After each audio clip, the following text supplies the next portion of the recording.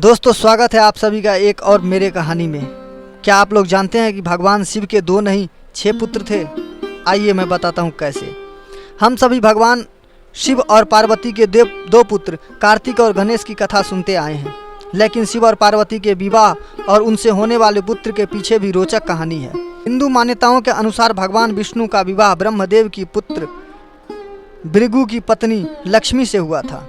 वहीं ब्रह्मा के दूसरे पुत्र दक्ष की पुत्री सती का विवाह भगवान शिव के साथ हुआ था, लेकिन सती ने आग में कूद करके स्वयं को भस्म कर लिया था। तो सवाल यह है कि शिव के पुत्र कैसे हुए?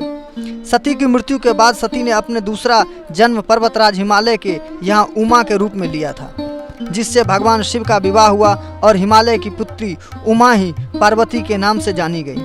शिव पार्वती के विवाह के बाद उनका गृहस्थ जीवन शुरू हुआ और उन्हें पुत्र प्राप्त हुए।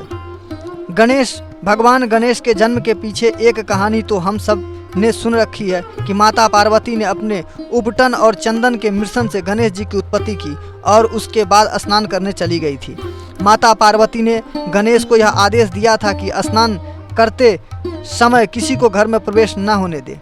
कुछ देर में भगवान शंकर आए, जिन्हें गणेश ने भीतर जाने से रोक दिया। इस बात पर क्रोधित होकर के भगवान शंकर ने गणेश का सिर धड़ से अलग कर दिया।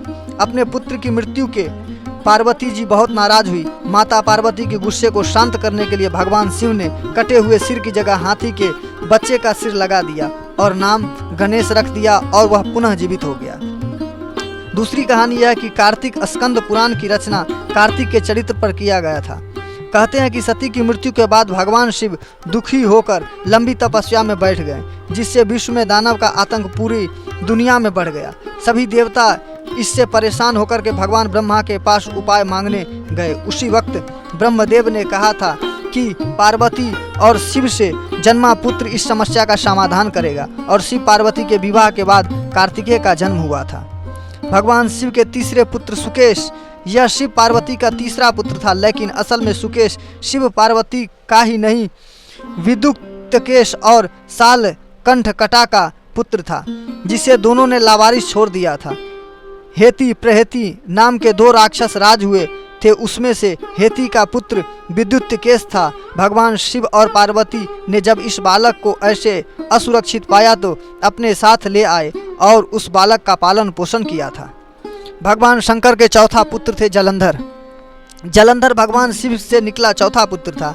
कहते हैं भगवान शिव ने अपना तेज समुद्र में फेंक दिया था, जिससे जलंधर का जन्म हुआ था।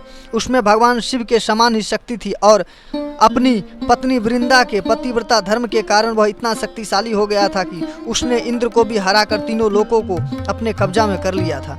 तीनों लोक के बाद उसने विष्णु को हरा करके वैकुंठ धाम पर भी अपना अधिकार चाहता था, पर लक्ष्मी जी को अपनी बहन स्वीकारने के बाद वह वैकुंठ धाम से कैलाश को जीतने चला गया था। भगवान शिव और जलंधर के बीच युद्ध में जब उस पर किसी तरह से वार का असर नहीं हो रहा था, तब भगवान विष्णु ने जलंधर की पत्नी वृंदा का पतिव्रता धर्म तोड़ करके उसकी मृत्यु की सुनिश्चित की थी। 5वां पुत्र भगवान शंकर का अयप्पा। अयप्पा भगवान शिव और मोहिनी का रूप धारण किए हुए भगवान विष्णु का पुत्र था। कहते हैं कि जब भगवान विष्णु ने मोहिनी का रूप धारण किया था तो उसकी मादकता से भगवान शिव का वीर्यपात हो गया था और उस वीर के इस बालक का जन्म हुआ था। दक्षिण भारत में अयप्पा देव की पूजा अधिक की जाती है। अयप्पा देव को हरिहर पुत्र के नाम से भी जाना जाता है। भगवान शिव के 6वें पुत्र का नाम भूमा है। कहते हैं कि भगवान एक बार जब तपस्या कर रहे थे तब उसके शरीर से पसीने के बूंद धरती पर गिरी थी। इन बूंदों से पृथ्वी में एक 4 भुजाओं वाले बालक को जन्म दिया था, जो भूमि के नाम से जाना गया। बाद में वह भूमि मंगल लोक के देवता का नाम से भी जाना गया। भगवान शिव के 6 पुत्र के अलावा पुत्र और भी है, पर सबसे अधिक कथाएं इन्हीं पुत्रों को लेकर के प्रचलित है।